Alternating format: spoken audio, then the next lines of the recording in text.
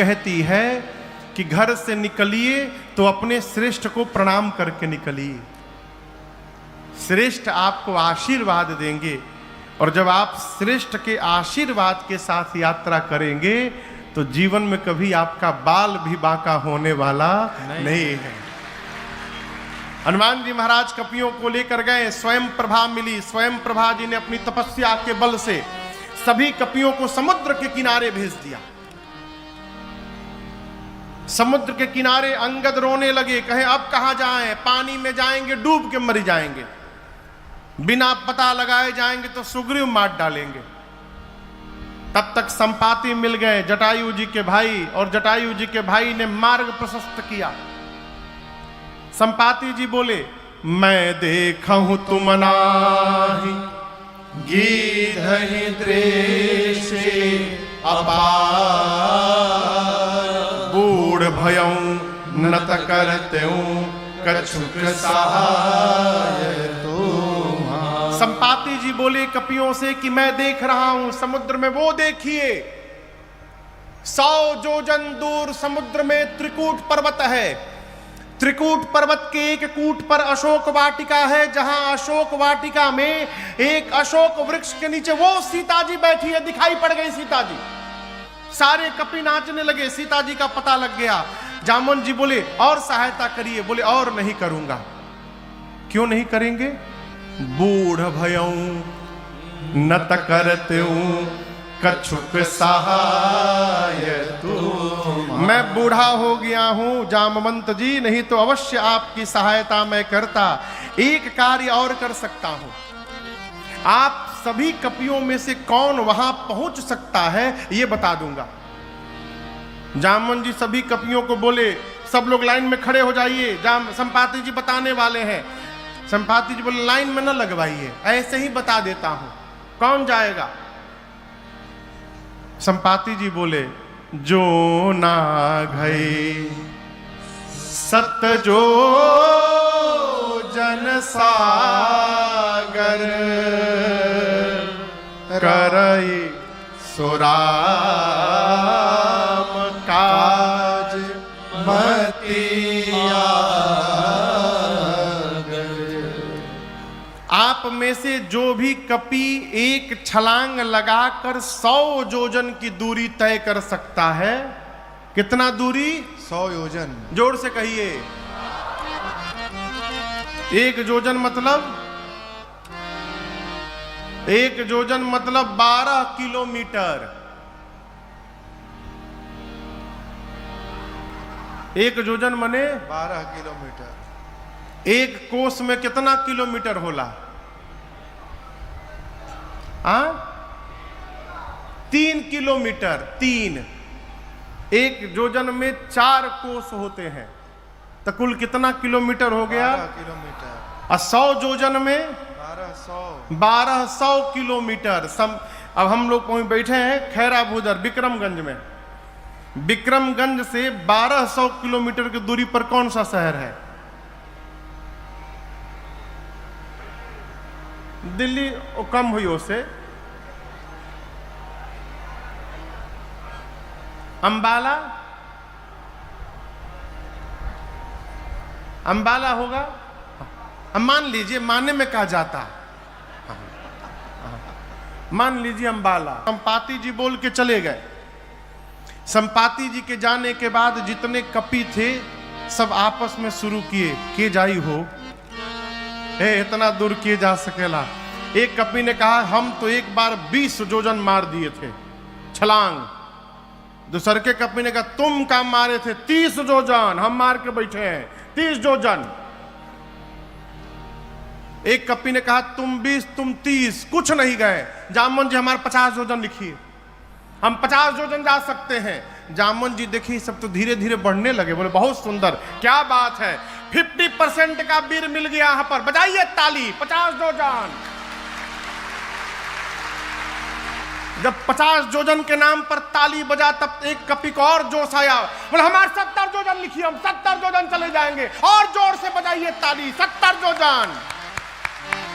है कोई वीर और 70 योजन के आगे जाने वाला? एक कपि पूरा हिम्मत बांध रहा है, जामुन जी बोले जल्दी बोलो कितना, 80 लिखी कि 85, 90 जोजन चला जाऊंगा। जामुन जी बोले बस पहुंचने वाले हो, बहुत सुंदर, 90 जोजन, एक बार और हिम्मत बढ़िए, 100 पूरा हो जाई। कौन जाएगा 90 जोजन के आगे? 90 जोजन 1, 90 जोजन 2, 90 जोजन 2.5। अरे रुकिए ना 1 मिनट, हम चल जाएं। 2 मिनट कहाँ चल जाएं? 90 अलग तैयार, हम चल जाएंगे। जामुन जी बोले कहाँ चल जाए? 99 जोजन भी जाइएगा तो पानी में डूब जाइएगा, 90 जोजन कहाँ जाइएगा? आप लोग को शर्म नहीं आती अपने आप को युवा कहने में? मैं बूढ़ा हो गया, शरीर में बल नहीं है पहले के समान। मेरी जवानी थी, उस समय भगवान बलि को बांधने के लिए त्रिविक्रम रूप धारण किए थे। उस शरीर की मैंने 2 घड़ी में 7 परिक्रमा मारी थी। बलि बाधत प्रभु बाढ़े सो तन बरन न जाए, उभय घड़ी महदीनी 7 प्रदक्षिण धाय। दौड़कर 7 परिक्रमा मैंने की थी। उस समय मेरी युवा अवस्था थी। मैं बूढ़ा हो गया हूं, नहीं तो बताता 100 जोजन किसको कहा जाता है। जब जवानी को ललकारा ना जामवंत जी ने, अंगद जी बोले कि देखिए हम जा तो सकते हैं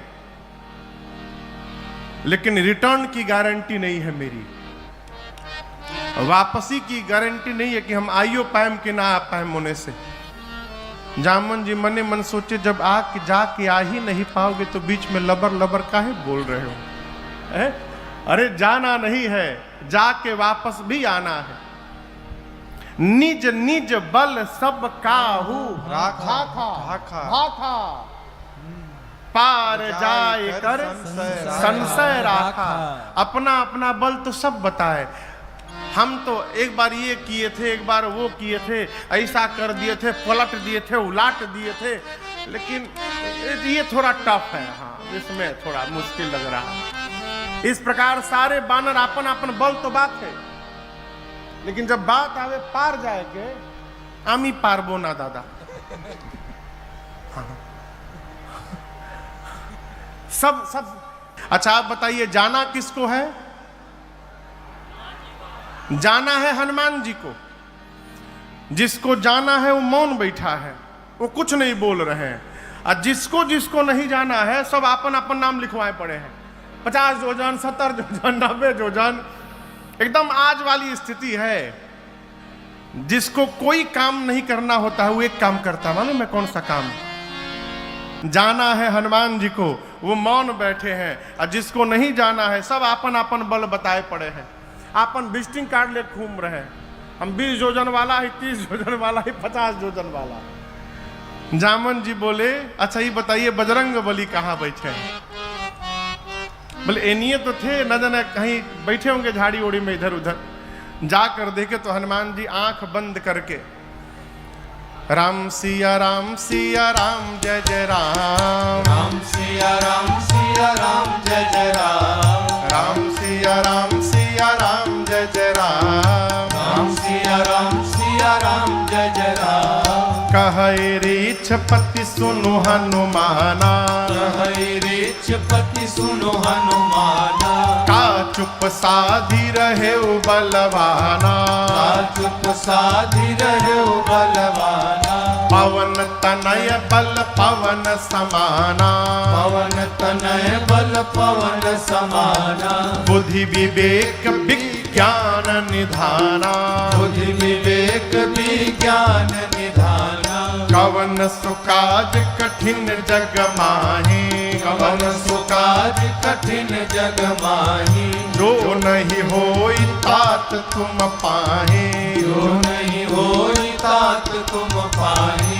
श्री जामवंत जी हनुमान जी से बोले हे हनुमान जी आप क्यों मौन धारण किए हैं? कहिए आप जाएंगे ना उस पार? आप पवन पुत्र हैं, पवन देव के समान आपका बल है और वेग है। संसार का ऐसा कौन सा कार्य है जो आपके लिए संभव है आप नहीं कर सकते हैं? आप जाएंगे ना? हनुमान जी आंख बंद करके गए। राम सिया राम जय जय राम। राम सिया राम जय जय राम। राम सिया राम जय जय राम। राम सिया राम जय जय राम।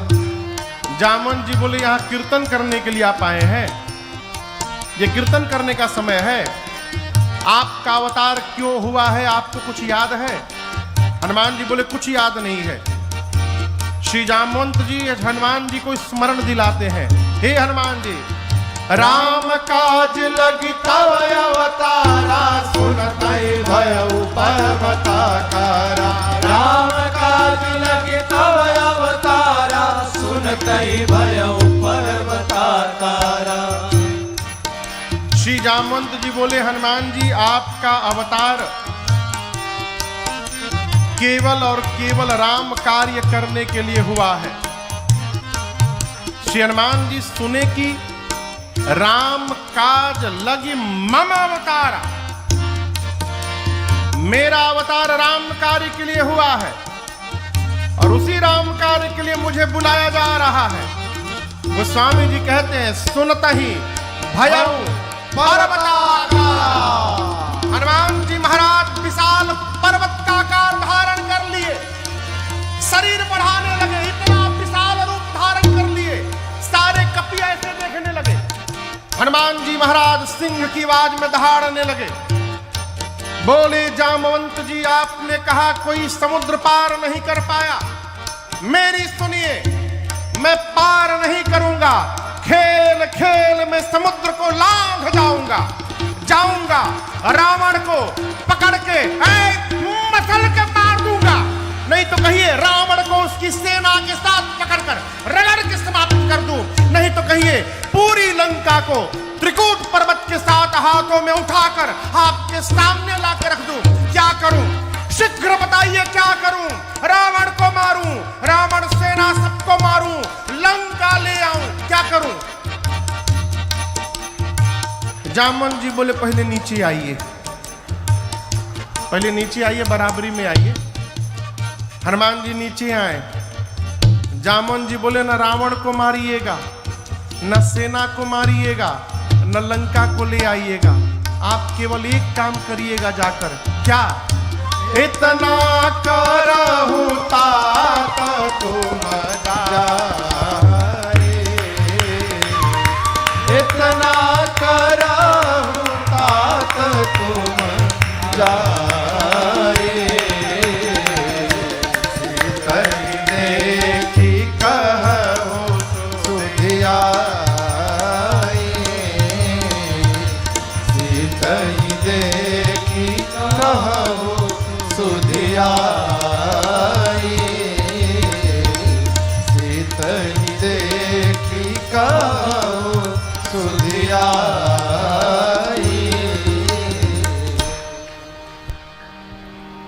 श्री जामवंत जी बोले हनुमान जी को आप कुछ नहीं करेंगे, चुपचाप जाइएगा, सीता जी को देखिएगा और सीता जी की सूचना आकर राम जी को दीजिएगा, बस। हनुमान जी बोले इतना दूर जाऊंगा,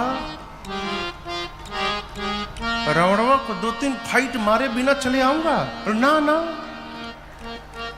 डोंट टच हिम, रावण को छूइएगा भी नहीं, उसके लिए रघुनाथ जी अकेले में पर्याप्त हैं। भगवान कपियों की सेना लेकर जाएंगे, राम जी ही निशाचरों का अंत करेंगे, राम जी ही सीता जी को लेकर आएंगे। कपि सेना संग संहारी निशिचर, राम सीतहियानी है। त्रैलोक पावन सुजस सुर मुनि, नारदादि बखानी है। जो सुनत गावत कहत समुझत, परम पद नर पावई। रघुबीर पद पाथोर मधुकर, दास तुलसी गावई। दास तुलसी गावई, दास तुलसी गावई।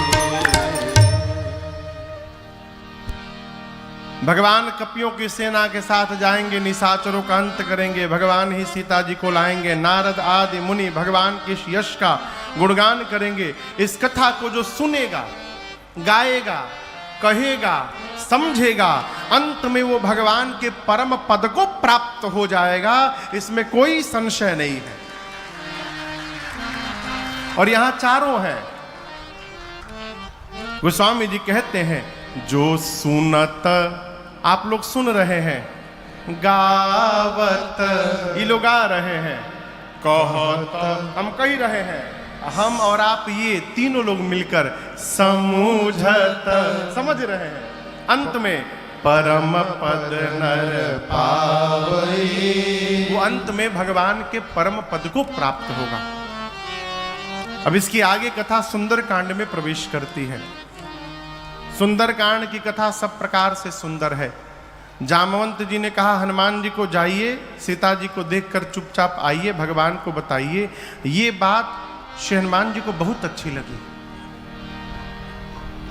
आप दर्शन करिए, यदि जामवंत जी महाराज न होते ना, तो हनुमान जी आज वे राम कथा पूरी कर देते,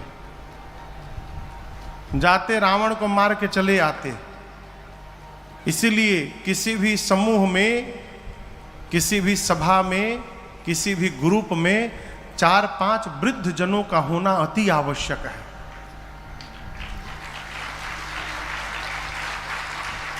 नौजवान व्यक्ति गर्म खून रहता है, जो समस्या वार्ता से भी संभव है सुलझने की, वहां जाके कपार फोड़ के चले आएंगे। अब वृद्ध व्यक्ति विचार करता है, कितना भी गहन समस्या क्यों न हो, उसको वार्ता से ही समाप्त कर देता है। इसलिए वृद्ध का सम्मान करिए। जिस घर के दरवाजे पर वृद्ध बैठे हों और जिस घर के आंगन में छोटा बालक खेल रहा हो, वो घर साक्षात बैकुंठ के बराबर है? दरवाजे पर वृद्ध घर की शोभा होते हैं। जामवंत जी की बात,